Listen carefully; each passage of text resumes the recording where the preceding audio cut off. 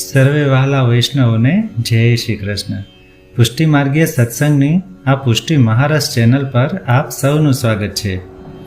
શ્રી મહાપ્રભુજીએ વૈષ્ણવોને જે 4 જયંતીનું વ્રત કરવાની આજ્ઞા કરી છે તેમાંથી એક છે નરસિંહ જયંતી. અધર્મરૂપી હિરણ્ય કશ્યપનો સંહાર કરવા, તેના પાપોનો નાશ કરવા અને ધર્મરૂપી પ્રહલાદની રક્ષા કરવા ભગવાન વિષ્ણુએ આ નૃસિંહ અવતાર ધારણ કર્યો. ભગવાન પોતાના ભક્તને વશ થઈ તેના પ્રાણોને બચાવવા તેને આધીન થઈ ગયા અને પોતાની તમામ મર્યાદાને ભૂલી નરસિંહ રૂપમાં આ ધરતી પર અવતર્યા. આજ તો પ્રભુનું પુષ્ટિ કાર્ય હતું. પ્રભુ પોતાના અનન્ય ભક્તોનો તેની પર રહેલો વિશ્વાસ ક્યારેય ડગવા દેતા નથી. તે આપણને આ કથામાંથી શીખ મળે છે.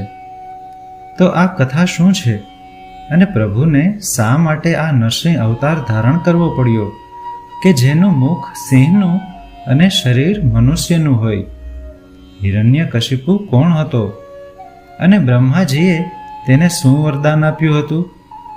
આ બધા પ્રશ્નોના જવાબ જાણવા ચાલો આજના સત્સંગનું શ્રવણ કરીએ. પણ તે પહેલાં જો આપે આ પુષ્ટિ મહારસ ચેનલ સબસ્ક્રાઈબ ન કરી હોય તો જલ્દીથી કરી લો, જેથી આ માધ્યમ દ્વારા અમે આપની સુધી આ પુષ્ટિ માર્ગીય સત્સંગ પહોંચાડી શકીએ. આ વિડીયો પસંદ આવે તો તેને એક લાઈક કરી દો અને બીજા વૈષ્ણવના ગ્રુપમાં પણ જરૂરથી શેર કરી દો. તો ચાલો આજના સત્સંગની આપણે શરૂઆત કરીએ. શ્રી વલ્લભાધીશ કી જય. પૂરી કથા જાણવા માટે આપણે હિરણ્યકશિપુનો થોડો ભૂતકાળ જાણી લઈએ. હિરણ્યકશિપુ અને હિરણ્યાક્ષ એ બંને રાક્ષસ કુળના ભાઈઓ હતા. ભગવાન વિષ્ણુએ વરાહ સ્વરૂપે હિરણ્યાક્ષનો વધ કર્યા બાદ તેના ભાઈ હિરણ્યકશિપુએ મંદરાચલ પર્વત ઉપર ખૂબ જ કઠિન તપ કર્યું. તેના આ તપથી બ્રહ્માજી પ્રસન્ન થઈ ગયા અને બ્રહ્માજીએ પ્રસન્ન થઈ તેને વરદાન માગવા કહ્યું. હિરણ્યકશિપુએ સ્વર્ગ, પૃથ્વી અને પાતાળ એમ ત્રણેય લોકો પર અજેય બનવાની માગણી કરી અને સાથે સાથે માગ્યું કે માનવ, પશુ, દેવતા, દૈત્ય કે કોઈ પણ જીવ થકી અથવા અસ્ત્ર શસ્ત્રથી મારું મૃત્યુ ન થાય. ઘરમાં કે ઘરની બહાર, દિવસ કે રાત, પૃથ્વી કે આકાશ, હું ક્યાંય ન મરું. બ્રહ્માજી દ્વારા આવું વરદાન મળ્યા બાદ ઇન્દ્રને ભય લાગ્યો કે આ અસુરની સગર્ભા પત્ની કયાધુથી બીજો અસુર પેદા થશે. તેથી ઇન્દ્રએ કયાધુનું અપહરણ કર્યું. નારદ મુનિએ તેને છોડાવી પોતાના આશ્રમમાં રાખી. આશ્રમમાં કયાધુને નારદ મુનિ કથાપાન કરાવતા, ધર્મનો ઉપદેશ આપતા. આ ઉપદેશના પ્રભાવ રૂપે ભક્ત પ્રહલાદનો જન્મ થયો. પ્રહલાદને ગર્ભમાં જ નારદનું કથાશ્રવણ અને આશ્રમનું ભક્તિમય વાતાવરણ મળ્યું હોવાથી તે પરિપૂર્ણ ભાવિક બન્યો.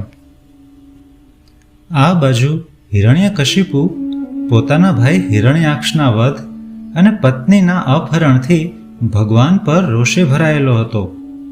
હિરણ્યકશિપુએ ત્રિલોક પર પોતાનો કાળો કેર વર્તાવવાનું ચાલુ રાખ્યું. સ્વર્ગલોકના દેવો અને પૃથ્વીલોકની પ્રજા તેના ત્રાસથી ત્રાહિમામ થઈ ગઈ હતી.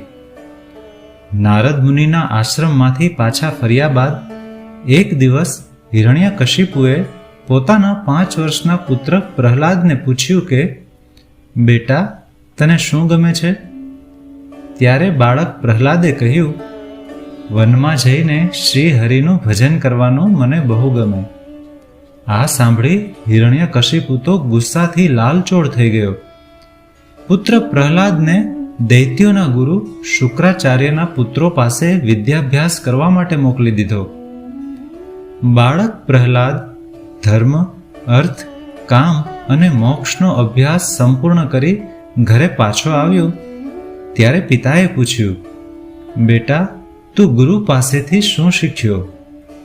પ્રહલાદે કહ્યું, વિષ્ણુનું કથાશ્રવણ, કીર્તન, પૂજન, વંદન દાસત્વ, મિત્રતા એ બધું જ. પ્રહલાદના મુખે ભગવાન વિષ્ણુની પ્રશંસા સાંભળીને હિરણ્યકશિપુનું હૃદય ગુસ્સાથી સમસમી ઉઠ્યું.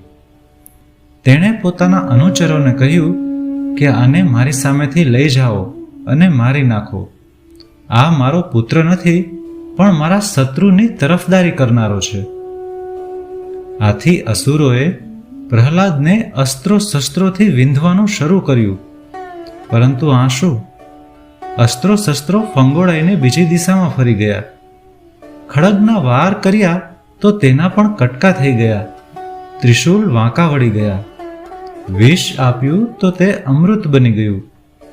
ઝેરી સર્પ છોડ્યા તો તે પ્રહલાદના સિર પર ફેણ ફેલાવીને છત્ર બની ગયા. આમ દરેક વખતે પ્રભુએ તેને ઊની આંચ આવવા ન દીધી. તેનો બચાવ કરતા જ ગયા. તેથી પ્રહલાદ વધુને વધુ પ્રભુ ભક્તિમાં લીન થવા લાગ્યો. છેવટે હિરણ્યકશિપુએ પોતાની બહેન હોલિકાને એક વસ્ત્ર આપ્યું અને કહ્યું કે તું આ વસ્ત્ર ઓઢીને ખોળામાં પ્રહલાદને બેસાડીને અગ્નિમાં બેસીશ તો આ વસ્ત્રથી અગ્નિ તને સ્પર્શ નહીં કરી શકે અને પ્રહલાદ બળીને ભસ્મ થઈ જશે. પરંતુ પ્રભુની લીલા જુઓ કે હિરણ્યકશિપુની દરેક ચાલ અવળી પડી. અગ્નિમાં બેઠેલી હોલિકાનું વસ્ત્ર ઉડી ગયું. તે બળીને ભસ્મ થઈ ગઈ અને પ્રહલાદ સ્મિત વદને હોલિકામાંથી પાછો આવ્યો. સૌ આશ્ચર્યચકિત થઈ ગયા. આ પ્રસંગને આપણે હોળીના પર્વ રૂપે મનાવીએ છીએ. પ્રહલાદની નિડરતા અને પ્રભુ ભક્તિ જોઈ સૌ અચંબામાં પડી ગયા. રાજસેવકોએ પ્રહલાદને રાજધર્મનો ઉપદેશ આપવાનું શરૂ કર્યું. પણ પ્રહલાદ તો હરિભક્તિની વાતો કરીને હરિનો મહિમા જ ગાતા હતા. આથી હિરણ્યકશિપુએ આવેશમાં આવીને પ્રહલાદને પૂછ્યું, તું ક્યાં બળથી મારો અનાદર કરે છે? ત્યારે પ્રહલાદે કહ્યું, જેનું બળ સચરાચર વ્યાપ્ત છે. પિતાએ પૂછ્યું, ક્યાં છે તારો ભગવાન? પ્રહલાદે કહ્યું, મારામાં, તમારામાં, અત્ર તત્ર સર્વત્ર છે, તે ક્યાં નથી? આખરે હારીને થાકીને હિરણ્યકશિપુએ એક લોખંડના થાંભલાની ફરતે પ્રચંડ અગ્નિ સળગાવીને તે થાંભલો ધગધગતો લાલ ઘૂમ બનાવ્યો.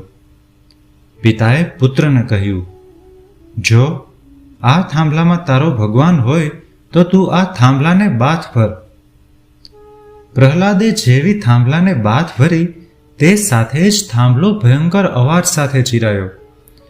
ચારે તરફ ગર્જના થવા લાગી અને થાંભલામાંથી સાક્ષાત ભગવાન વિષ્ણુ નરસિંહ સ્વરૂપે પ્રગટ થયા. તેની આંખોમાંથી ક્રોધની અગ્નિ ભભૂકી રહી હતી. તે સમય હતો સંધ્યાકાળનો. ત્યારે ન તો દિવસ હતો કે ન રાત. ભગવાન નરસિંહે બ્રહ્માજીના વરદાનની મર્યાદા રાખીને હિરણ્યકશિપુને ખોળામાં લઈને ઘરના ઉંબરા વચ્ચે, એટલે કે ઘરમાં નહીં અને બહાર પણ નહીં, પોતાના નખ વડે, એટલે અસ્ત્ર પણ નહીં અને શસ્ત્ર પણ નહીં, નર કે પશુ રૂપે નહીં, પરંતુ મસ્તક સિંહનું અને દેહ માનવનો ધરીને